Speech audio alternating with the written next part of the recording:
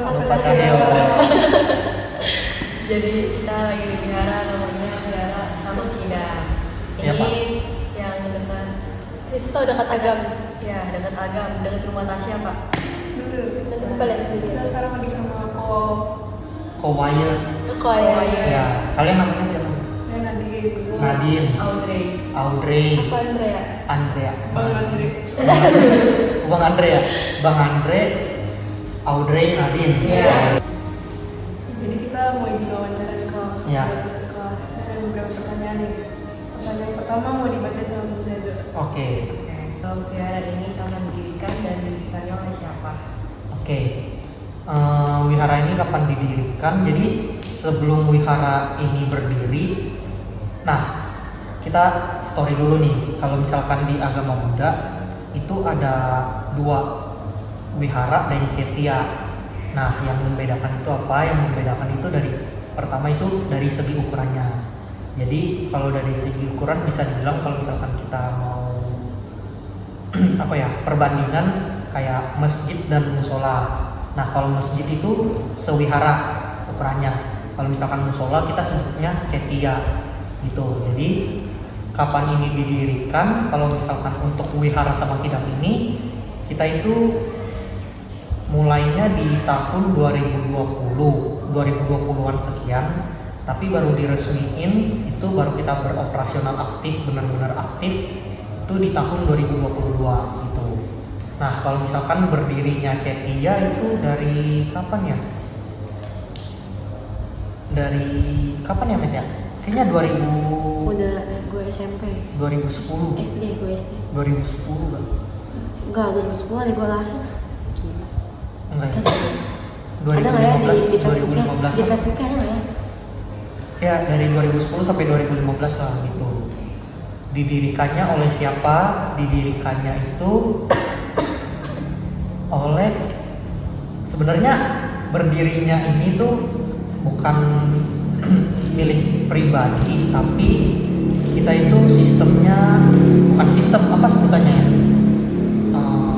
Kayak hasil dari umat-umat yang berdana gitu. Jadi kita tadinya sewa di Ketya yang di dekat restoran nelayan itu, kita sewa di ruko. Nah, karena ada dana yang berlebih, jadi kita belilah bangunan ini untuk kita jadikan wihara gitu, kita kembangkan. Next, pertanyaan kedua, apa makna dibalik nama wihara ini?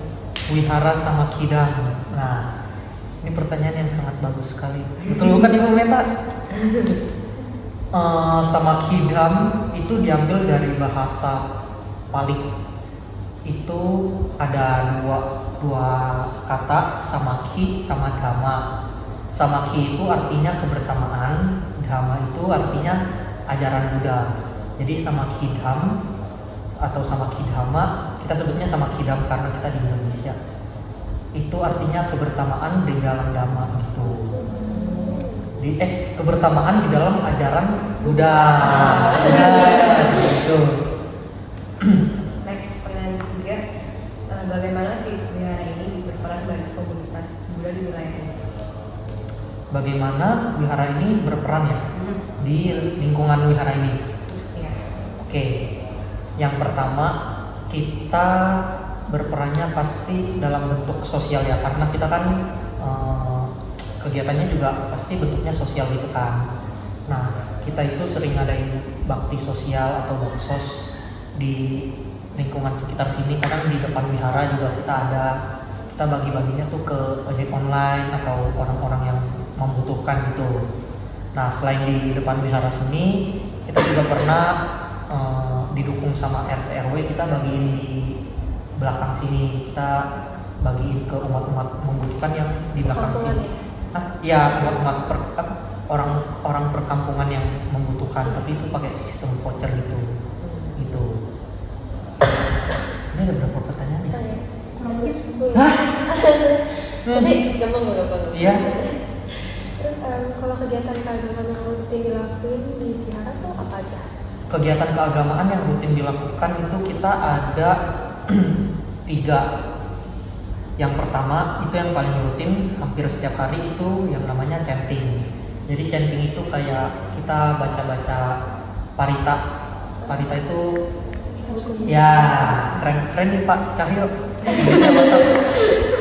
Ya, yang pertama itu hampir setiap hari di jam 5 pagi dan 7 sore. Nah, yang kedua kita ada kebaktian muda-mudi itu di setiap hari Jumat jam 7 malam. Ini lagi di atas. Ya, itu suara ya itu di atas. Itu di setiap Jumat malam jam 7. Nah, habis itu kita ada lagi di hari Minggu. Hari Minggu itu kita di jam 9 pagi itu kita ada puja bakti umum. Jadi yang ikut bukan yang muda-mudi tapi yang udah senior-senior yang udah OPI gitu. Sama kita ada sekolah minggu juga, sekolah minggu Buddhis gitu.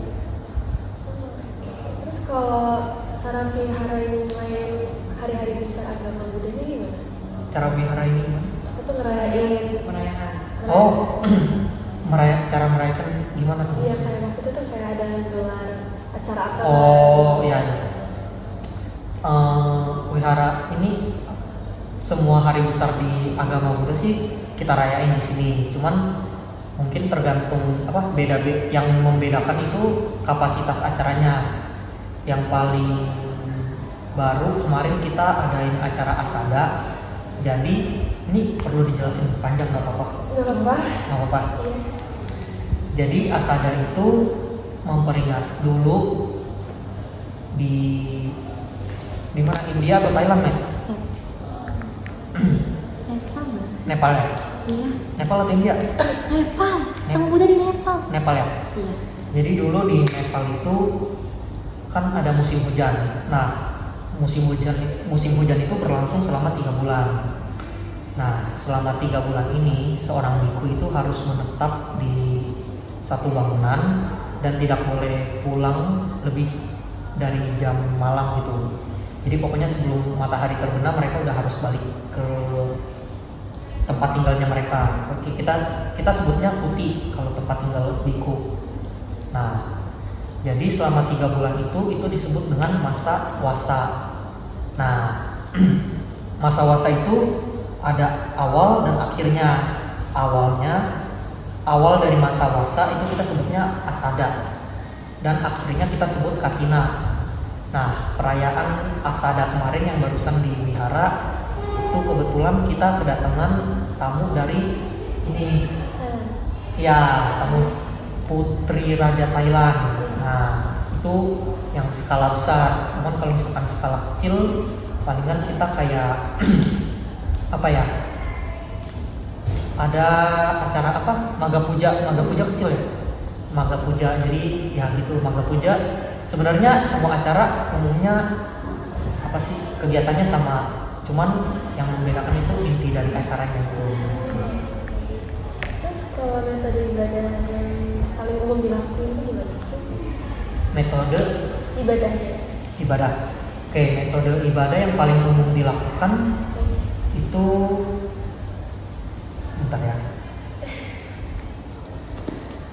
Metode ibadah yang paling umum dilakukan itu kayak ini yang dilakuin di atas. Kita baca parita, habis itu kita openingnya kita baca parita dulu nih. Habis itu isinya tuh biasa ada sharing kayak khotbah gitu kalau misalkan di Kristen khotbah. Habis itu baru penutupnya itu kita biasa ada pelimpahan jasa. Jadi kita jasa-jasa kebajikan yang udah kita perbuat itu kita limpahin. Nah, berarti ada 4. Yang tadi pembukaan baca parita, habis itu kita meditasi dulu, habis itu baru khotbah atau sharing, baru kita tutup gitu. Pertanyaan selanjutnya ya, sejak kapan Koko ini rutin beribadah di wihara? Rutin beribadah di wihara ini sih baru-baru ini bulan apa? Oktober, baru dari Januari sih. Berarti dari awal tahun. Ya, tapi kerennya di wihara ini tuh pada support semua gitu. Jadi meskipun kita baru join tapi udah ada support terus gitu. Jadi sampai sekarang bisa aktif di sini gitu. Jadi Kokonya di sini berada atau ada pelayanan gimana gitu? Ikut pelayanan apa? cuman kayak bantu-bantu aja sih, kayak misalkan ada yang perlu dibantu ya dibantu gitu. Apa pengalaman yang paling berkesan yang pernah kau rasain di sini? Di sini ya, Iya. pengalaman paling berkesan. Waduh, apa ya? Paling ini sih kalau yang paling berkesan pastinya pas kita jadi panitia di acara-acara kayak besar itu, kita dapat banyak teman.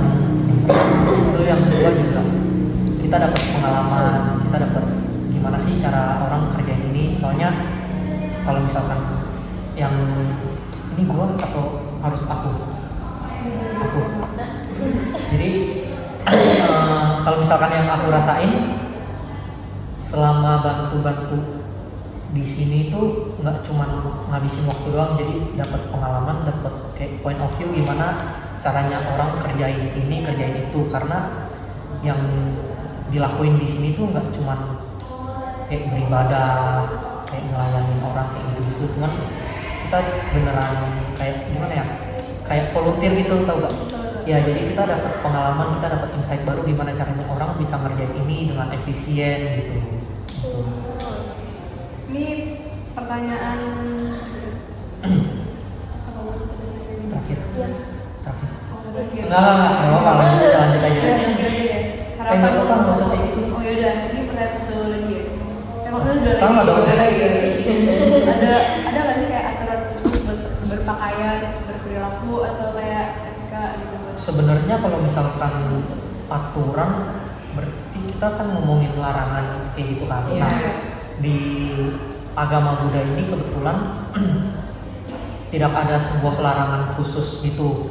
Cuman lebih ke bagaimana caranya kita itu tahu apa ya, bisa berperilaku sesuai dengan tempat gitu. Jadi palingan kalau misalkan di sini sih kita tekaninnya kalau misalkan mau ke wihara berpakaiannya harus sopan, kayak celananya harus yang panjang, atau kalau misalkan nggak panjang lebih panjang daripada dengkul atau lutut. Iya. Ya, Iya. Ya dengkul atau lutut gitu. Habis itu untuk baju nggak boleh yang fancy kayak gitu.